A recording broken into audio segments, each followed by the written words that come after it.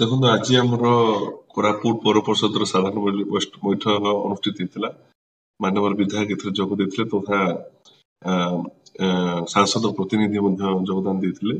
ଏଇଠି ଆମର ସମସ୍ତ ଯୋଉ ପରିମଳ ବ୍ୟବସ୍ଥା ଉପରେ ଡିସ୍କସନ ହେଇଥିଲା। ତ ସହିତ ଆପଣଙ୍କର ଯୋଉ ବର୍ତ୍ତମାନ ଆପଣ ଦେଖୁଥିବେ ଯେ ଆପଣ ମାଧ୍ୟମରେ ବି ଆମେ ଜଣେଇଛୁ ଯୋଉ ଯୋଉ ଆମର ଯୋଉ କିଛି ରହିଛି ଡମ୍ପିୟାର୍ଡସ ପାଇଁ ଯୋଉ ପ୍ରୋବ୍ଲେମ୍ସ ରହିଛି ତା ପାଇଁ ମଧ୍ୟ ଆଜି ଆଲୋଚନା କରାହେଲା କିଭଳି ଭାବରେ ସୁରୁଖୁରୁରେ ଅଳିଆ ଆବର୍ଜନା ପକେଇବା ପାଇଁ ଆମେ ଗୋଟେ ଜାଗା ଚିହ୍ନଟ ପାଇଁ ବୋଲି।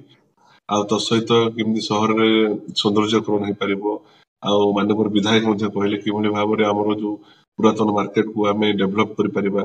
ଆଉ ବସଷ୍ଟାଣ୍ଡ ବିଷୟରେ ବି ସେ ଆମକୁ କିଛି କହିଲେ ଯେ ପ୍ରୋସେସିଂ ଚାଲିଛି ଖୁବ କମ ଦିନ ଭିତରେ ବସଷ୍ଟାଣ୍ଡ ମଧ୍ୟ ହବ।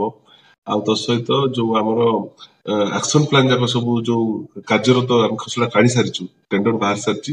ସେ ଟେଣ୍ଡର ଯୋଉମାନେ ସବୁ ପାଇଛନ୍ତି ସେମାନେ କିଭଳି ଭାବରେ ଶୀଘ୍ର କାମ ଆରମ୍ଭ କରିବେ ତା ପ୍ରତି ମଧ୍ୟ ଆମେ ଆଲୋଚନା କରିଥିଲୁ। ଆଉ ସହରର ସୌନ୍ଦର୍ଯ୍ୟକରଣ ପାଇଁ ମଧ୍ୟ ଆଲୋଚନା କରିଥିଲୁ। ଏବଂ ଆମର ଯୋଉ ଆଗାମୀ ଦିନରେ ଯୋଉ କିଛି କିଛି ମାତ୍ରାରେ ଭେଣ୍ଡିଂ ଜୋନ୍ ହବ, ଲୋକ କିଭଳି ଭାବରେ ମ୍ୟୁନିସିପାଲିଟିର ଆୟ ବୃଦ୍ଧି ହବ ସେଥିପାଇଁ ମଧ୍ୟ ସମସ୍ତ କାଉନ୍ସିଲର ଆଲୋଚନା କରୁଥିଲେ, ତା ବିଷୟରେ ମଧ୍ୟ ଆମେ ଆଲୋଚନା କରିଥିଲୁ।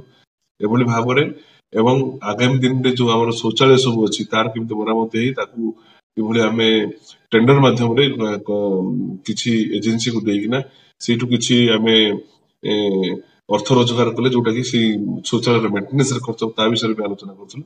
ବିଭିନ୍ନ ଦିଗରେ କେମିତି ସହରର ବିକାଶ ହେଇପାରିବ ତା ଉପରେ ଆଜି ସମସ୍ତଙ୍କ ଉପସ୍ଥିତିରେ ସମସ୍ତ କାଉନ୍ସିଲର ମାନଙ୍କ ଉପସ୍ଥିତିରେ ଆଜି ଆଲୋଚନା ହେଇଥିଲା।